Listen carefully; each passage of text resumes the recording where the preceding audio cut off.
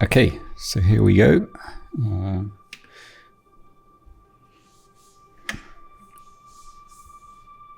Number 3.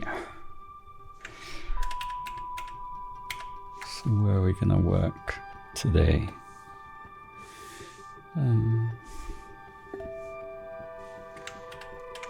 Let's do a little bit of here. Let's come down to 70.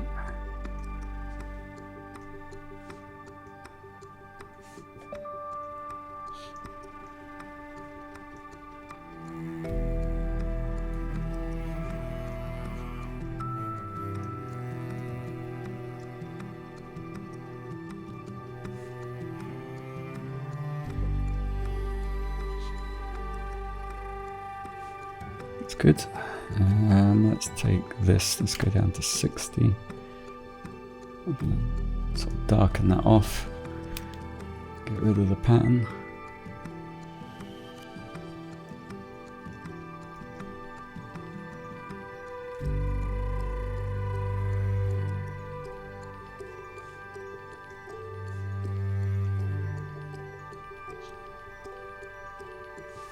Okay, that's good. And let's take out this. Let's go up a bit to like 80 maybe.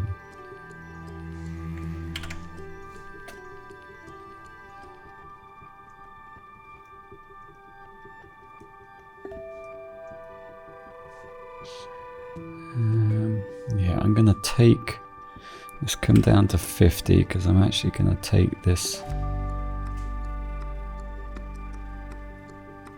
I guess, more matted hair or out.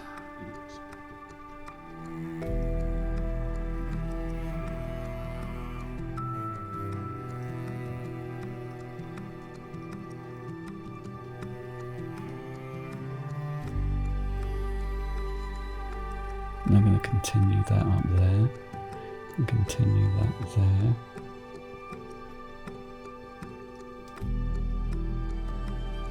That's nice.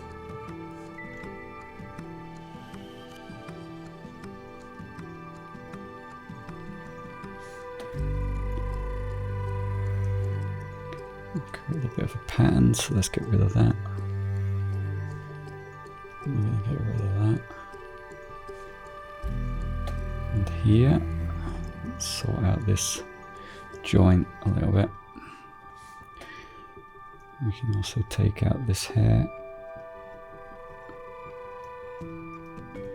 Again, I'm just using the same technique where I just the clone tool really.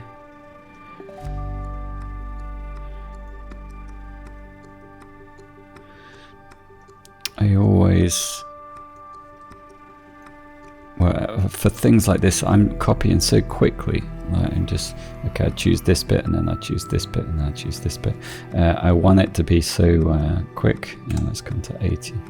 That, oh, I screwed that up a bit. There you go. Let's come down to 70 to get this one out. So I don't think anything else can keep up with these little touches.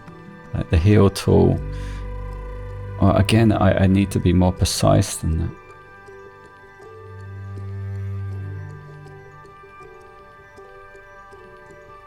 So yeah, the clone tool is really my go-to when I'm getting rid of or when I would guess when I'm editing to this sort of level, that I can't do it on every job that I get because there's just not enough time, or you know, the time equals budget for me to edit like this. But for these things, it's my own stuff, then yeah, it's my go-to tool really.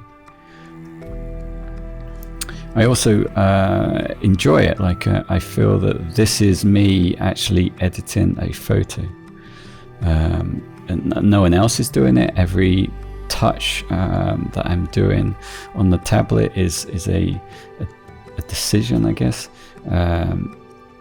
There's no process happening. Give me like AI or some sort of processing where it's analyzing the pixels around or from somewhere else, and then giving me okay, think about it, give me an answer. There's your answer. Okay, I agree with it. I find, especially with my own work that I make, that isn't the route that I believe is my work. Can you argue that if you've sat there and waited for a computer to give you some suggestions of solving a problem and then you choose one of them, are you editing? I don't know. Like that is a crossover, I think, because on other times, that is what's happening. Like, for instance, when you process an image to sharpen it, you can process the whole image and then say, okay, I'm only going to use these areas, and I'll use a mask just to mask them. But it is processing the whole image. But I would say, like, the argument against that is that you're applying a system to the whole image that's slightly adjusting it to give it, like, choosing whether this hair here is in or out is still my decision, and I would say editing. Sharpening the whole thing, it's not taking anything out or deleting anything or changing any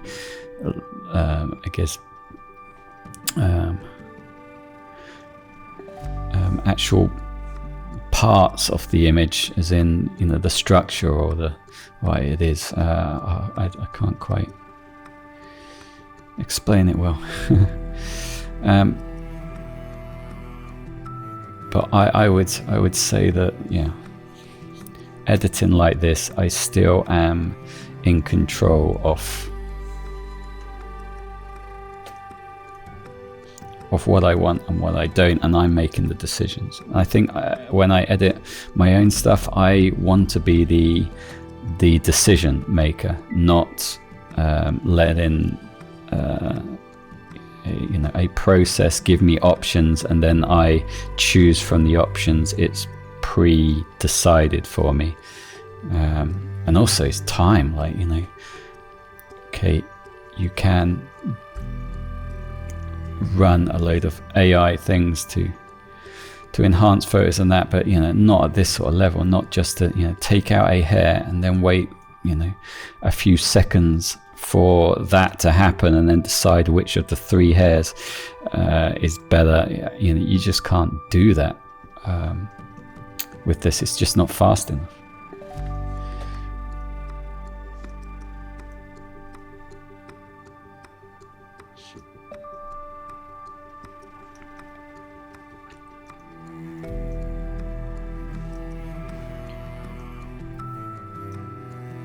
So yeah, I see a place for AI, and I use it. I had a job where I had like 100 photos, and I used AI plugins to get those photos to a point where then I could actually spend the time I had in the budget to edit the things that needed to be edited.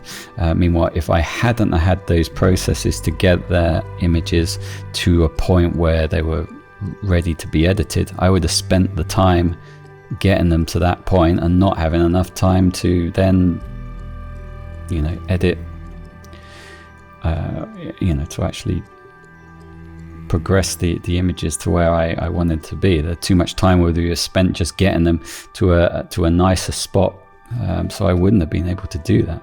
So I do see the benefit, but I find it harder to agree with the benefit when you're editing on more of a creative level, like a art, I guess. Yeah, then I find it more difficult to agree that AI should be used on such a large scale or decision making. If if you've asked it to come up with solutions and then you choose one of the solutions, is that image, yours? As in, have you chosen it to look like, or have you asked for suggestions? Imagine it with someone in the room saying, okay, I've come up with these 3 options, which one do you like? And then you go, I like this one, and then you put that in your work. Would that other person want to be credited for the work that's in your photo that you still perceive to be yours? I would argue, depending on how much was done, I would want to be mentioned as, if I was given the suggestions and then just saying, okay, look, there's a suggestion on a layer, just paste it in. I would want to be credited, and that's, I guess, my view on that type of editing, where you are asking it to do it. It comes up with a load of options, and you choose one, and off you go. I would say that that's not such an honest piece of art, and as these things get more and more sophisticated, that's going to get more and more of a discussion, I believe. Let's say you've done a model and you want to take something out. Let's say the arm isn't quite right, or the finger is not quite right, or the lighting, and then you get AI to do it, and it gets more and more sophisticated, and it's gives you 3 options, and you choose one of the options and then edit a little bit over the top, and it's done. And it's not for a commercial use, it's a piece of art that you are producing. Then are you producing it? How much of that did you produce? Are you the artist, or are you just doing a canvas, and then that canvas is not where you want it to be, so you use plugins and techniques from those plugins to get it where you could not? Then I don't know. I think there's a lot to be thought about with all that.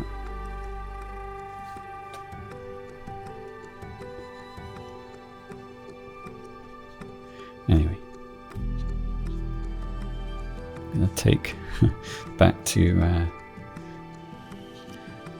blobbing on pixels.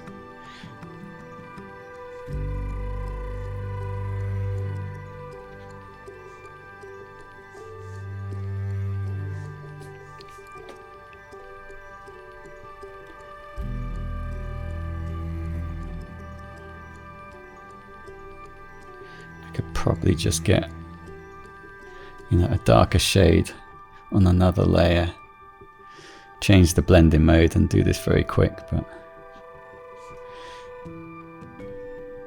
again, with this type of stuff, I believe the more I edit precisely, if I want to do that afterwards or later, I give it a better, I give myself a better starting point to do it, and not have to push it to more extremes to cover some really highlighted area that the process wouldn't be pushed at, or is being pushed at because of that extreme area, if that makes sense. Probably not.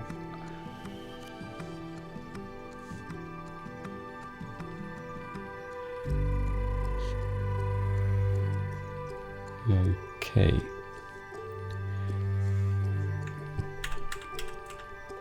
So yeah, you can see here that I've really neatened that up.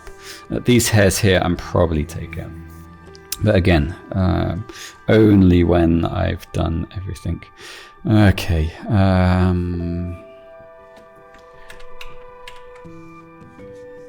Okay, let's do some of these more fiddly bits. So I'm going to take some of this here, maybe put it here.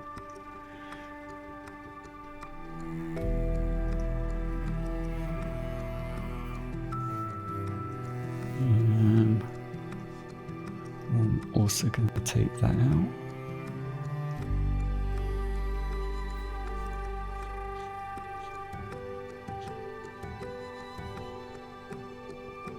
Yeah, all these highlights here I really want gone.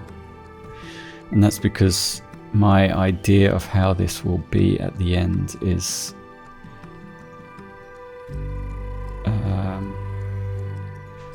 I guess quite flat. It sounds bad, but I promise you it won't be. Well, it might be for some people, but for me, I already have an idea of where this will be and how it will look. I think that's also quite important, to already understand where you want your edit to be. Like discovering how it will get there, that's another issue. So let's put that in. So, you know, where I want it to be and where it actually ends up is more of a is not as well decided yet, but the understanding of what I hope it will be is there. I know the idea.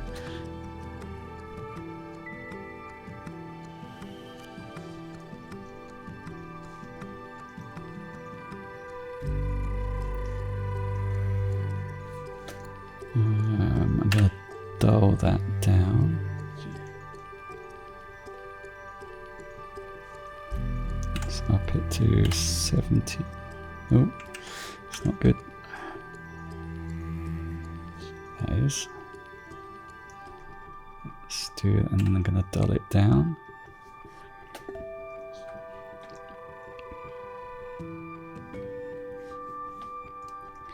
Dull that down as well.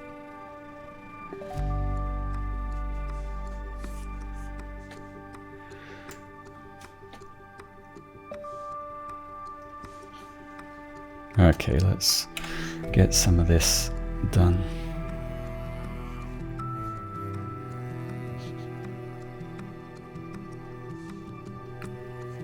So all these highlight, I guess there's bits of dust and where the light's reflected on something. I want all that gone. I just really want a texture. So even to the point where that can go.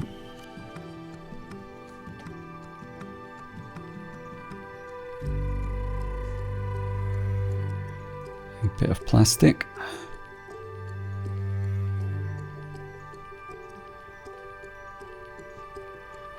It's amazing. There's a lot of my shots that I find so much flipping plastic.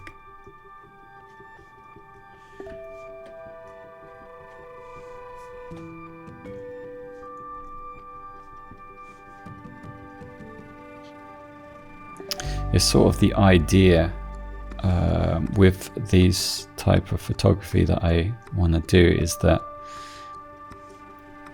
in the end, you know, the rate we're going, the only way that we would be able to photograph things would be, you know, things that are already dead because there's none left.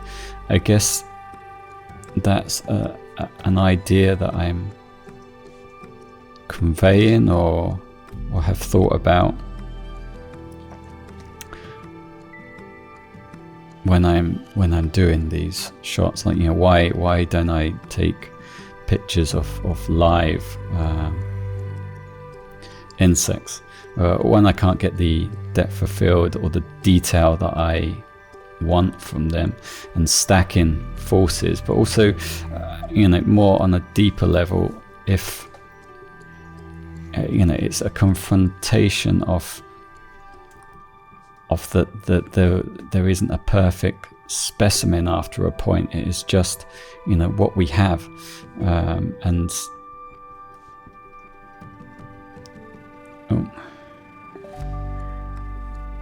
okay, great. Graphics drive has crashed and rebooted.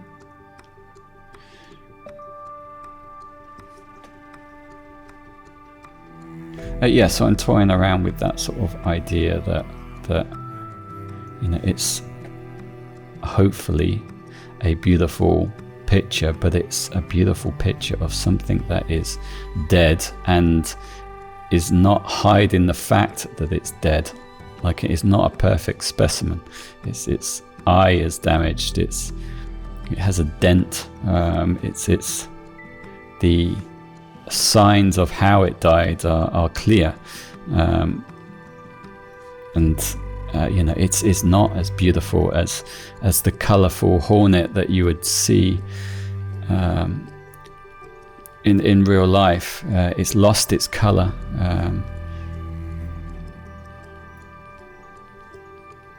So I guess it's obviously you can see the amount of detail and how the being is made up, which you wouldn't be able to see in real life. But also it's confronting that it's that there's no color. There's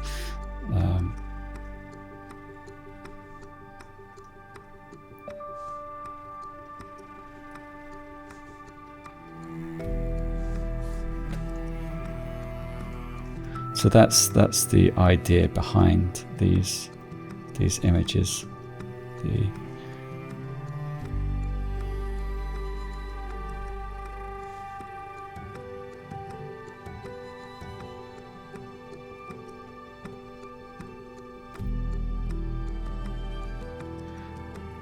I want the person to feel these things when they see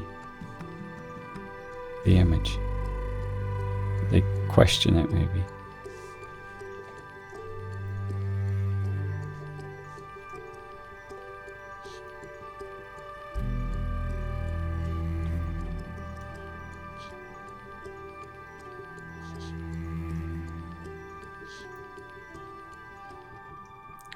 I always think when I see insects of when I grew up, when we were on the motorway, the windscreens were just, it sounds quite horrible, but there was insects impacting the windscreens a lot. Like, you would have to clean the windscreens, and that phenomena does not happen now. And I don't know whether it is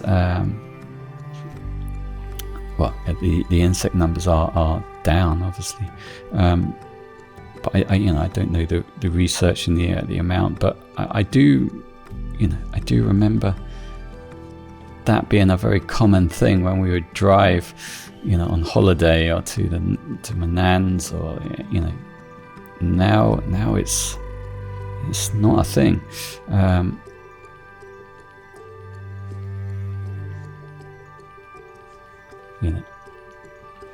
None of it is good, really.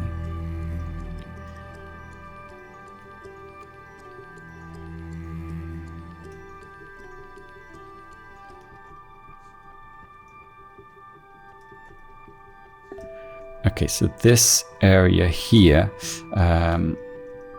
I'm probably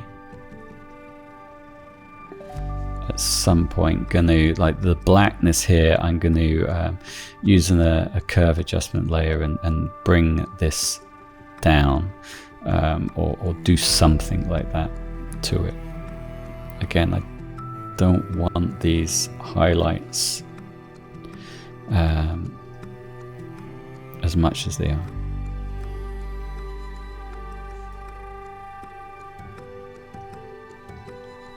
Let's go to 80.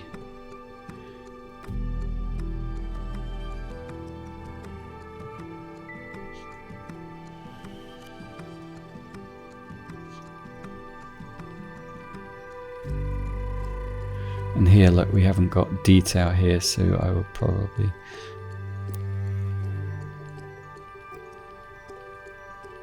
copy this texture in here, and again this texture over here, just to bring back that detail.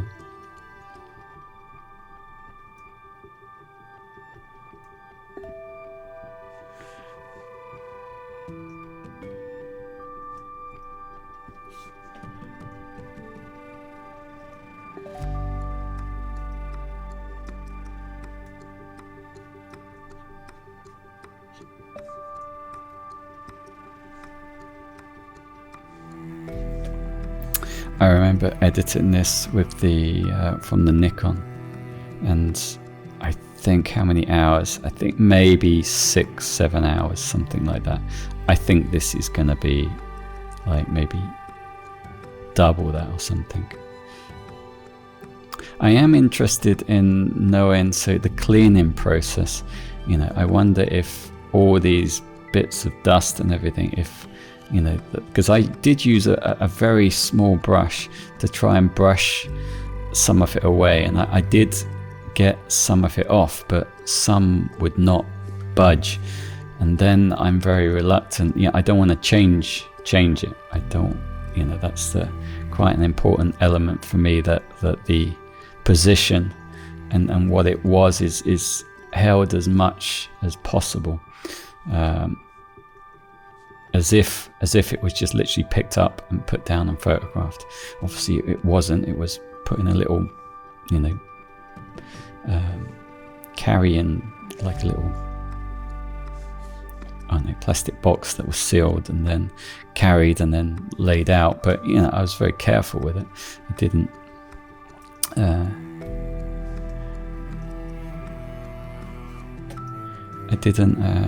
you know, move it around too much or anything, so it's pretty much as it was. But, you know, if I go then brushing and cleaning it and trying to get all these little bits off, and hairs start falling out, and then for me that's like really bad.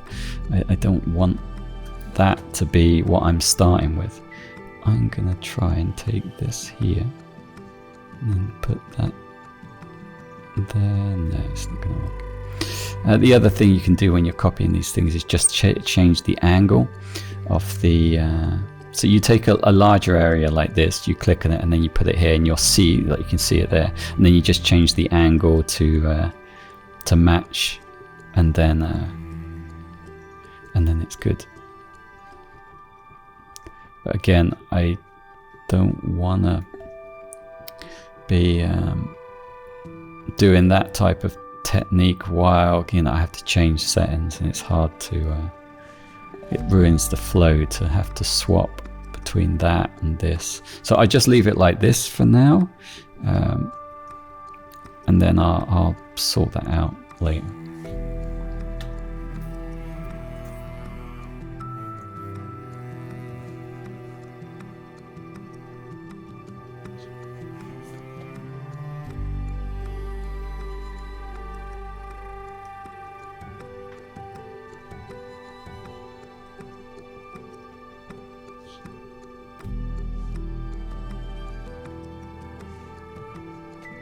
God, there's so much.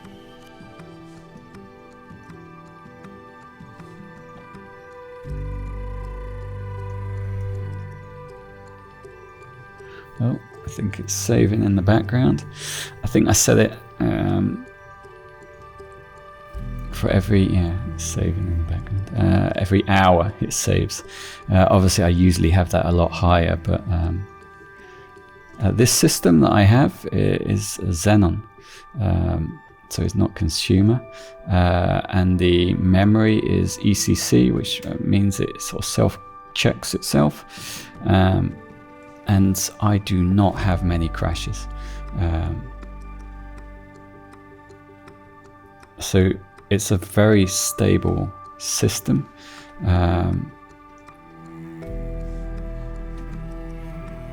And then, yeah, it's water cooled and overclocked, and it's not as high frequencies as the consumer. I think I'm at 5.1. but the, you know, I hardly ever get a crash. Have I had a blue screen from death? Don't think so. I've had programs crash and then I have to restart them or reboot and to start them or something, but I don't think I've had a hard crash. And I could not say that about my other system. Yeah, even when I've asked it to do a lot, or I'm rendering something and then I asked it to do something and I'm thinking, I'm pushing it. I've asked it to do too much and it'll sit there and just like crunch numbers and not allow me to do anything. But it always does the stuff and then I can carry on. I haven't had too many problems. And for images this sort of size, it's necessary. All right, let's see if I can.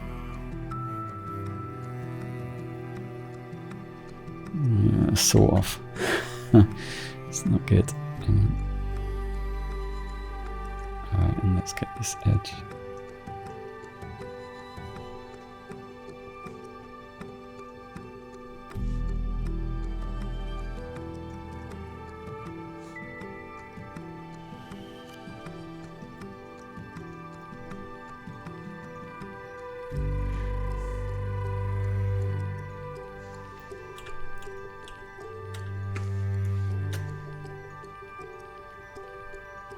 It's quite insane when you're editing at 300-400%.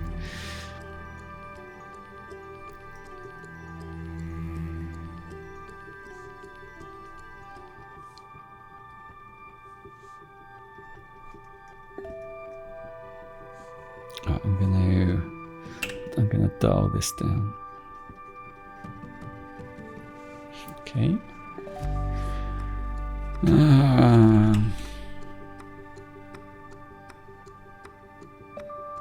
Where to now? Let's choose somewhere else.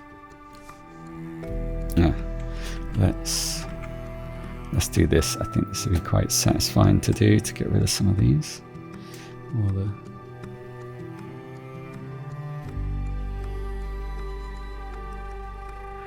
Let's take maybe this here.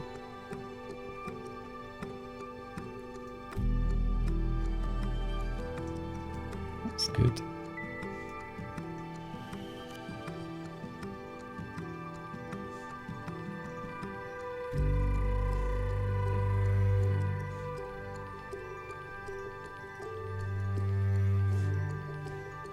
Let's take that. There's a little bit of pattern there, so let's take that out. Looks good.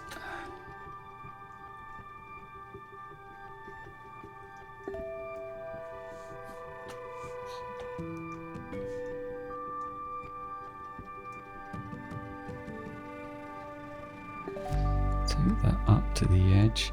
And then get rid of the pattern. Alright, this would be quite nice to get rid of.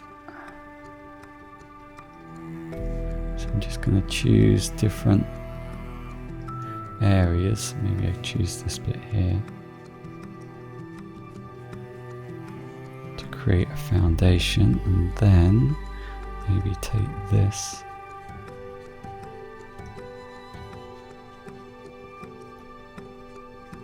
That's pretty good.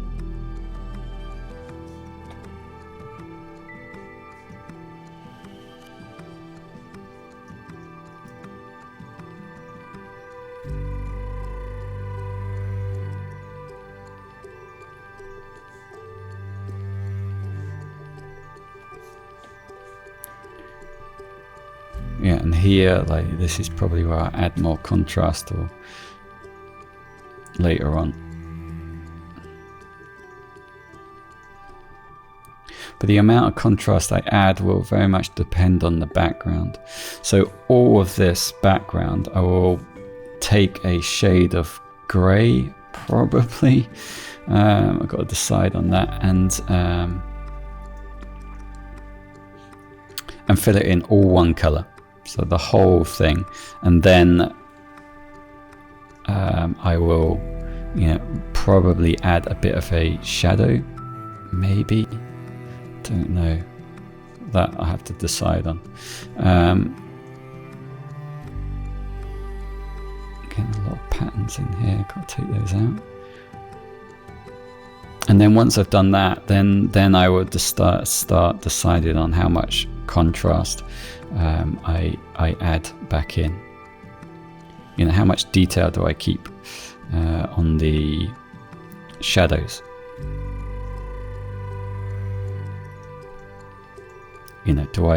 This is the lighting is lit from behind. Let me just lighten that so I can.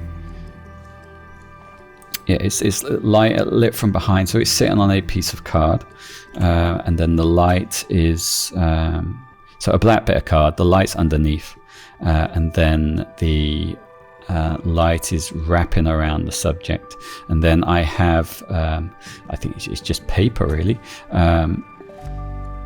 around the edges to just bounce a bit of that light on the top, and then I'm adding black bits of card and stuff to try and control if there's too much light hitting a certain area, like more reflective area. I try and dull that down as much as I can.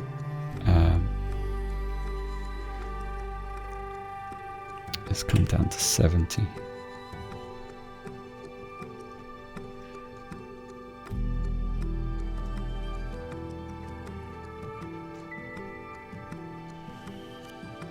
So yeah, it's the camera's pointing down at the subject. Creates a lot of problems doing it that way, and it's very hard to control the light. It's just one light source just from underneath, and then you are trying to just have the amount of light. Like the idea was I'd just have the edges. At first, I would just have the edges highlighted, but yeah, it just lacked something. So then I in the end decided to light a lot more of the top.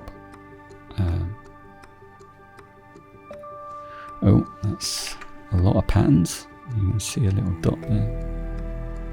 So we need to get that out. And then let's just do a stroke.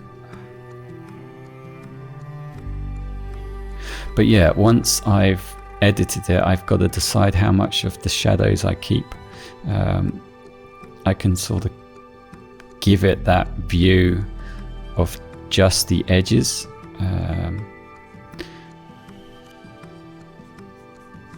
And then I can decide how much of the top I want to keep.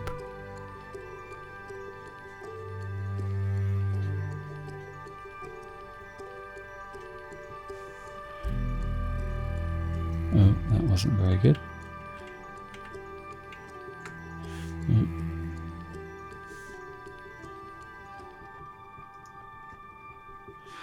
Sometimes your point of reference that you click on needs to be so precise for it to work.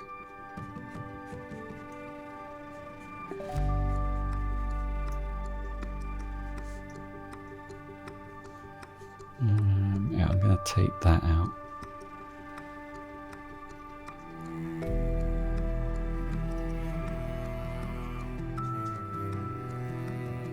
Maybe. Oh, let's leave that for now. Let's dull that down. That's a bit too. And also dull that down. And that.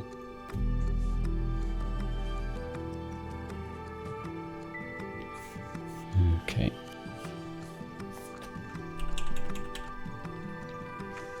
So you can see really what it does when you take, you really start feeling that you're getting somewhere. And you see here, once all that has gone, you really just take the texture of the plate, and you get a better feeling of the of the structure. Here again, like, you know, this where it's come away, and you know, it's nice. And once all the background is gone, all this detail is gone as well, you'll really focus on it. It's quite satisfying to you know, get closer and closer. But I am a little bit tired of doing that element, so I'm going to work on this now. Again, all these highlights are going to go. Let's go to 80.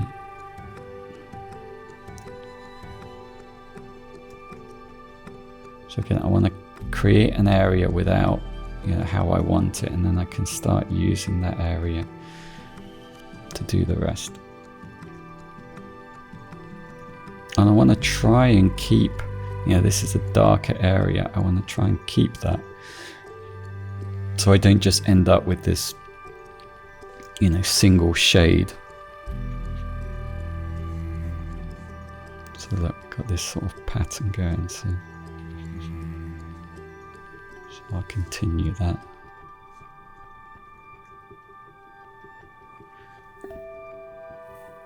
Let's go a little bit bigger on the brush. To change the size of the brush, I have the monogram. They're newish one, it's been out a while now. I have buttons and sliders, but to be honest, I don't. Well, I do use them. If I'm doing a continuous action, I can set a button, but when I'm editing like this, I am just really using the brush size on the dial. But it makes it so much. It's the only thing I think I've found, because I've tried a load of things, that is nice to use. You know, it has a very tactile feeling, I guess. It's smooth. It's oh.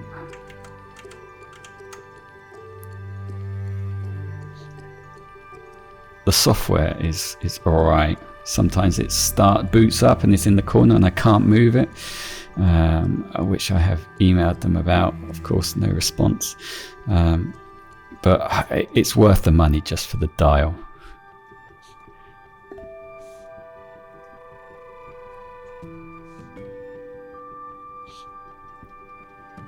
And it makes editing, it lacks, that's not good. I'll sort that out later.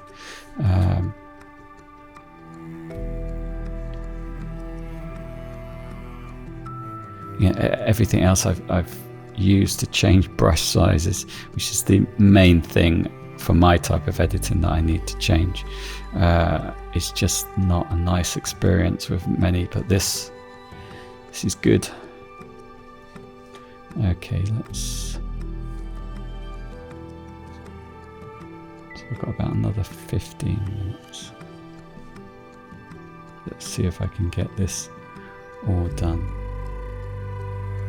So again, I take out the highlighted areas like this, and then, like, you know, if I need to take anything, that's a bit of a pattern there. If I need to take anything more and dull it down even more, it's easier to make that decision on the second run than sort of making it now.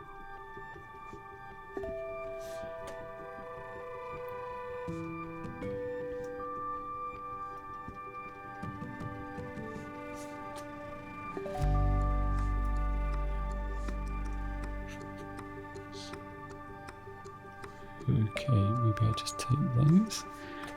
That little dot there.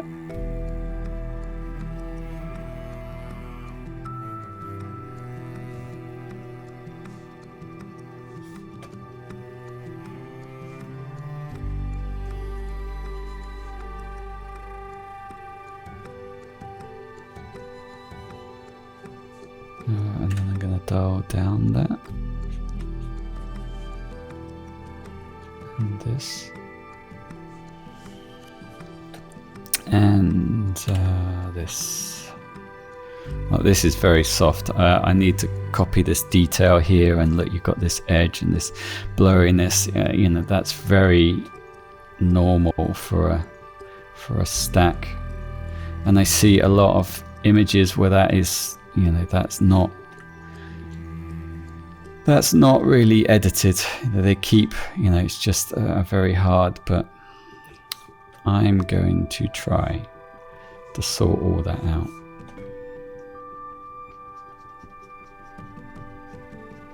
And I'm pretty sure I can do it. Like, you know, here, I just need to, you know, that's quite easy to do. But there's a lot of that type of stuff to be done throughout the whole image. So it's time, that's what it really is. I guess in my career, I'm sort of at the stage where I can pretty much say I can edit anything. I may need to look up techniques of, you know, maybe I haven't done a certain style and I need to, YouTube is great for that, find someone who has done it, and then I see, okay, they've done it like that, and then, you know, I give it a bit of a practice and off I go.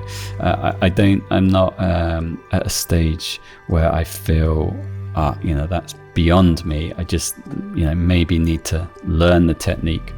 But I understand the techniques, and I understand the tools well enough to know, okay, I'll do it. Yeah, that's how it's done. Let me give it a bit of a practice, and off I go. The restrictive thing is how fast you can do that.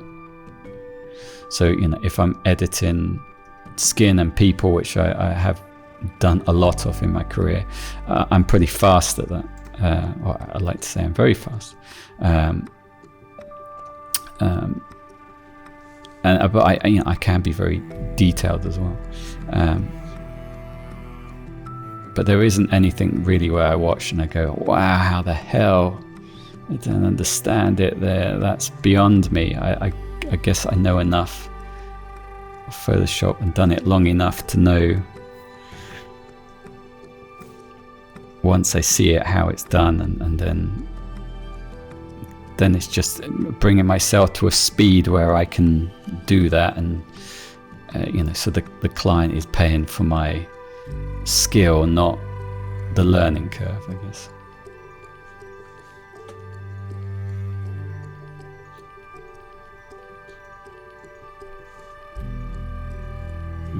Okay, let's take all these little highlights.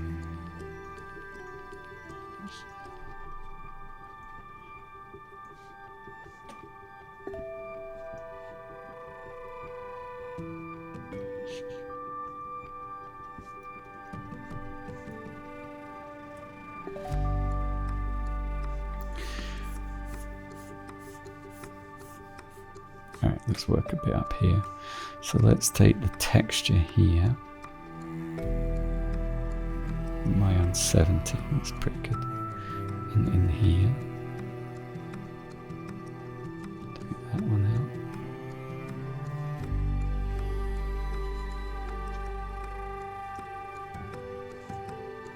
out. Alright, so I've created a bit of a mess there, so let's sort that out.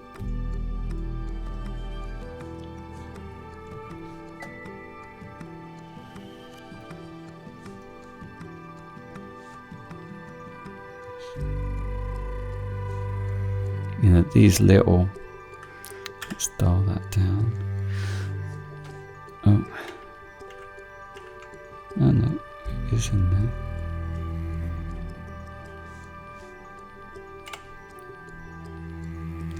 These little dots like this, when you take them out, they make such a big change.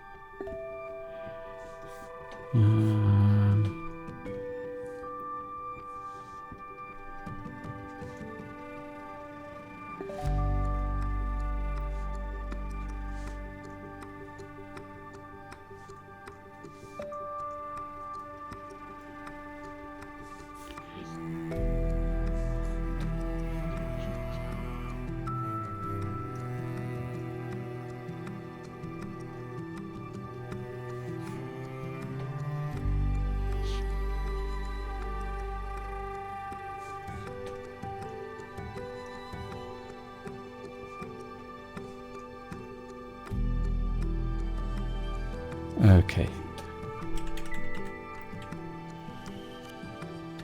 So let's come over here and do some of this. More bits of plastic or thread, I'm not sure.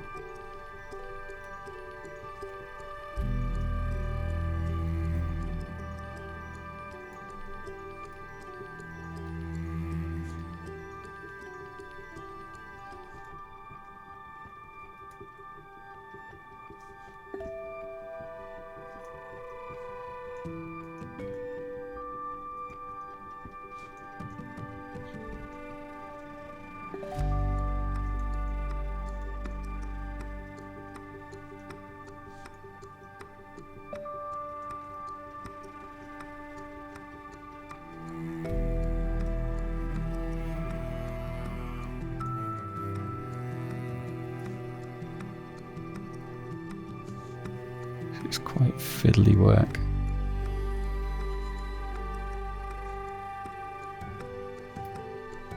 This is a lot to take back, but like once you do your first pass, then the second pass is more obvious. You just continue doing that.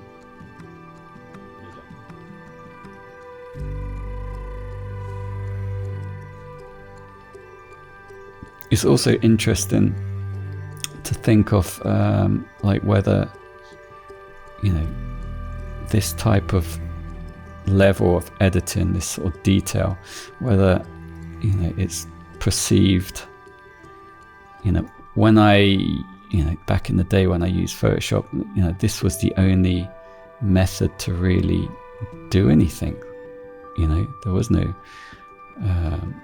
heal tool, and you know, you would have to do this and then build it up and then smooth things out to smooth out the skin and take the obvious stuff out and do a sweep, and then you know, look at it and it'd be more obvious what you do next, and off you go.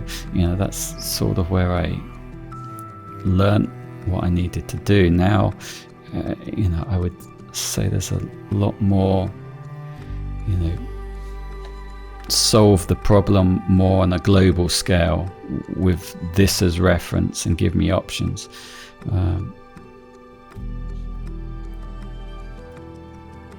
You know, I wonder if this is now laughed at, like, why the hell are you dotting every single thing? Like, just run a thing and do this. You know, I wonder if that is a view now.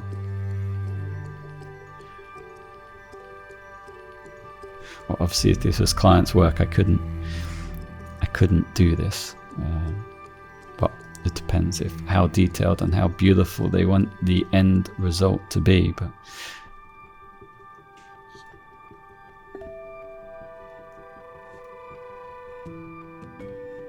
I would start to argue that this type of editing, this degree, is now either high-end or art rather than sort of general photography.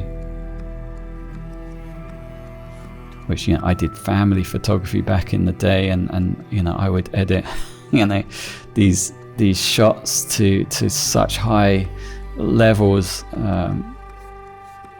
you know, as quickly as I could. But now, yeah, I could get it done in like 1/10 of the time using the right tools.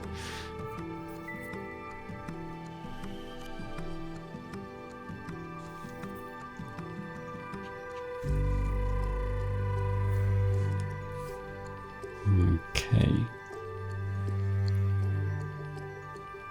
I got about 5 minutes to at the hour, and I shall stop.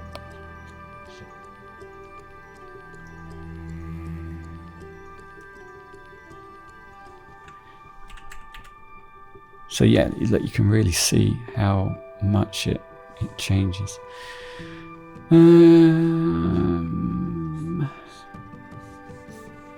I guess there's so much to do. Maybe I do a bit on the leg.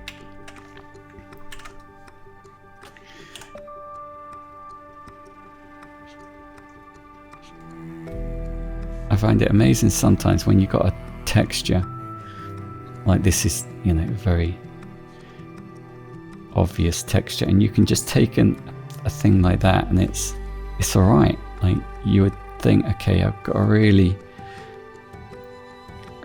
like, there's a start and a finish to that hair segment, and there's no way I can just pick that bit and put it in, but you can.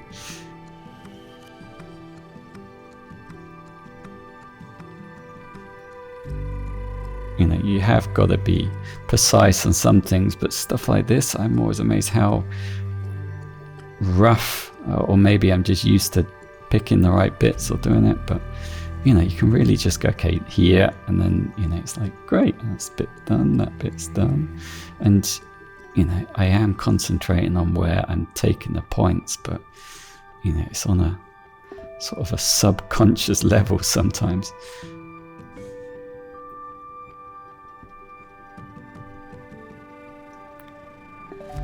You know, like there, like I'm just saying, okay, somewhere around here, put it in, and you know, you look at that and you think, yes, that's good.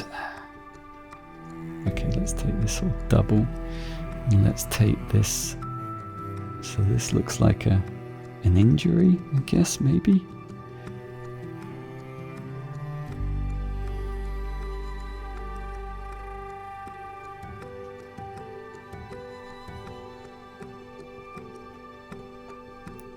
Take that. No, that's not good. But it doesn't always work. Then I want to get that pattern away.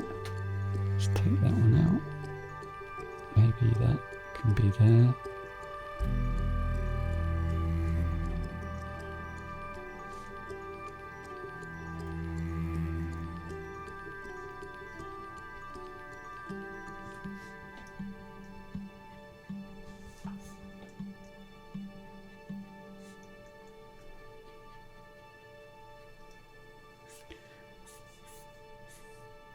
Okay, I'm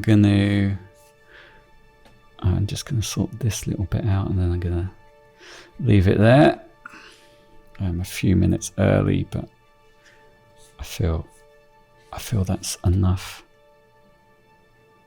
for me today. Or maybe just this.